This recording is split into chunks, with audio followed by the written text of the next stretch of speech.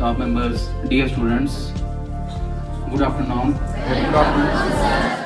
तो बच्चा, जैसे कि आप सबको ये मालूम है कि आज जो है यूम सैयद हम मना रहे हैं, सेलिब्रेट कर रहे हैं, तो उनके बारे में अब ज़्यादा कुछ नहीं कहूँगा।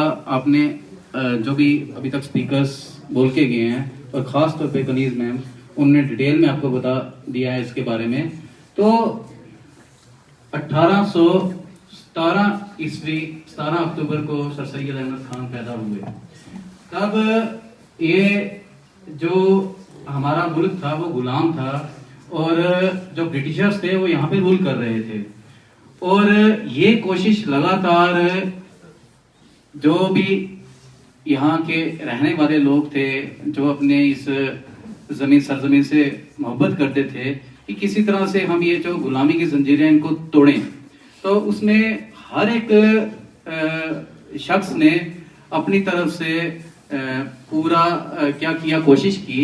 और एक बगावत होती है 1857 ईस्वी में, और जब यहाँ पे मुगल रूल इस्टेब्लिश हुआ, जिसको ये माना जाता था कि ये हमारा हिंदुस्तान के ही हैं, क्योंकि हिंदुस्तान की ये खासियत रही है, जो भी बाहर से आया है वो यहीं का होके रह गया है। तो 27 जनवरी 1883 ईस्वी को पटना में हिंदू और मुसलमान दोनों को यूं नसीहत की थी।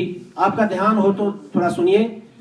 सर सैयद अहमद खान ने 27 जनवरी 1883 ईस्वी को पटना में हिंदू और मुसलमान दोनों को यूं नसीहत की थी, ऐ मेरे दोस्तों, तुम्हारे मुल्क हिंदुस्तान में दो मशहूर कौमें आबाद हैं जो हिंदू और मुसलमान के नाम से मशहूर हैं।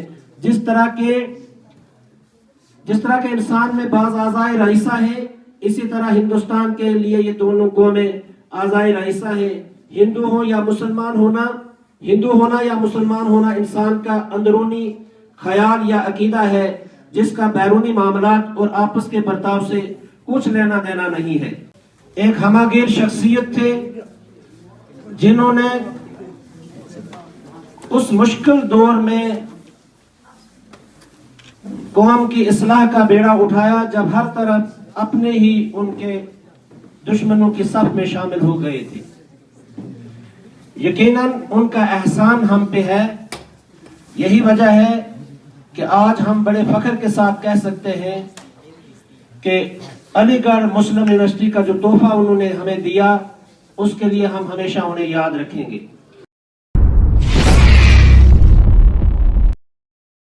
मुझे भी एहसास है इस बात का कि आप काफ़ी देर से बैठे हुए, और ख़ास तौर से वो बच्चे जो पूरा हाल खचाखच भरा होने की वजह से कुछ बच्चे 10-15 अभी खड़े भी हैं, तो वो थक गए होंगे।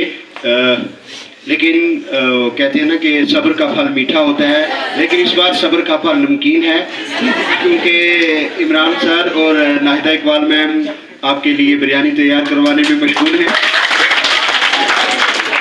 और 5-7 मिनट बाद हम सारे मिल के उसे एंजॉय करेंगे। उसके लिए मैं बाकी बातें करने से पहले मोहतरमा नाहिदा इकबाल खान साहिबा का शुक्रिया अदा करता हूँ कि ये सारा एहतमाम जो है आज के लंच का आप बच्चों के लिए भी और स्टाफ मेंबर्स के लिए भी उनकी तरफ से किया गया है। तो मैं पहले आपकी तरफ से भी और अपने स्टाफ की तरफ से भी उनका शुक्रिया अदा करता हूँ।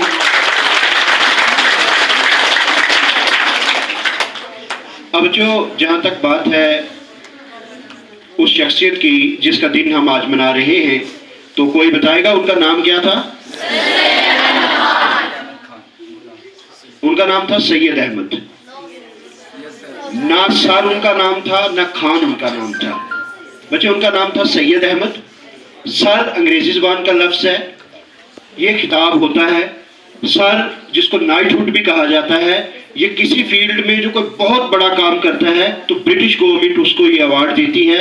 जिस तरह जो बच्चे आजकल वर्ल्ड कप चल रहा है ना, तो क्रिकेट में sir Don Bradman, sir Vivian Richards, तो बहुत नुमाया काम करने वालों को सर का खिताब दिया जाता है, ये टाइटल है।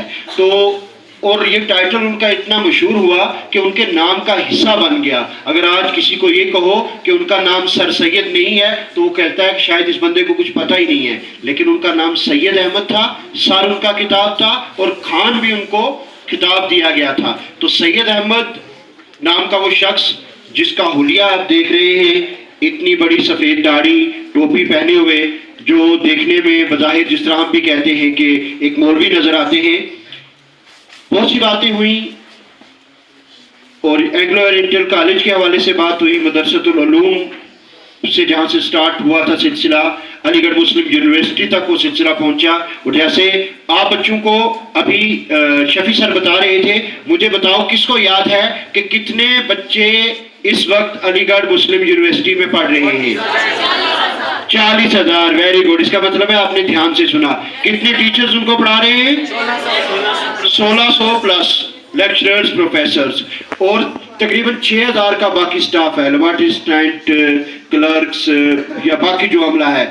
अब वो यूनिवर्सिटी जिसमें 40,000 बच्चा पढ़ रहा है, कोई 100-200 कनाल तो होगी कि कम होगी? 400 कनाल, 500, 600, 700, कितनी अंदाजन? बेटा वो तकरीबन 4,000 कनाल पर मुश्तमिल वो यूनिवर्सिटी का एरिया है। कितना? 4,000 कनाल।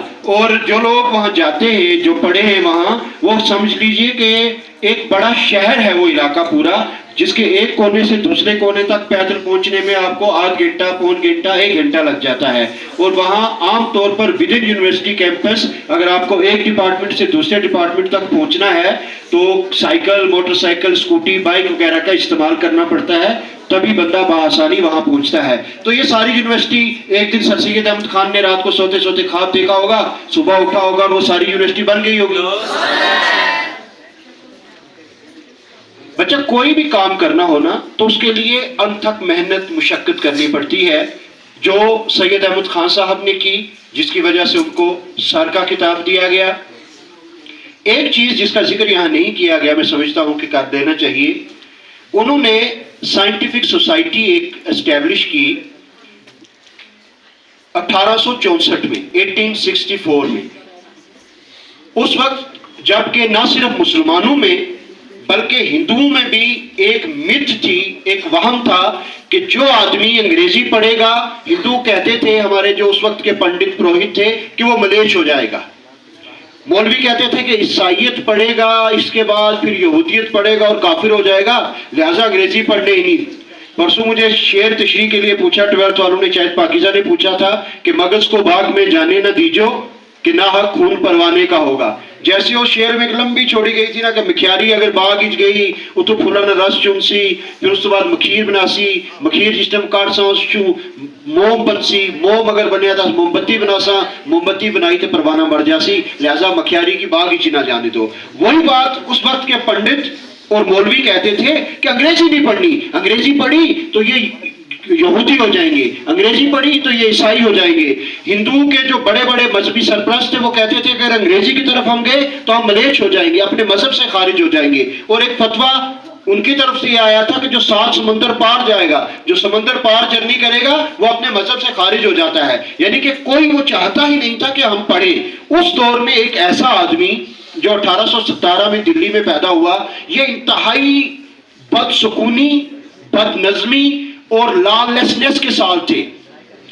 मुगल एम्पायर जो है ऑलमोस्ट खत्म हो चुकी थी। 1765 के बाद, बक्सर की लड़ाई के बाद सारा कंट्रोल अंग्रेजों के पास था। बराए नाम बादशाह थे, बेशक बहादुर शाह जफर थे, लेकिन वो भी बराए नाम थे। तो बेचैनी, लूटपूट, 1837 का जो ये जो पीरियड था, इससे पहले 1737 के बाद से नादिर शाह से लेकर इस वक्त तक हर तरफ बेचैनी थी। हर आदमी बस अपनी जान बचाने के फिक्र में था कि इतना कमा लूं कि 2 वक्त का खाना मुयस्सर हो जाए। उस दौर में ये आदमी पैदा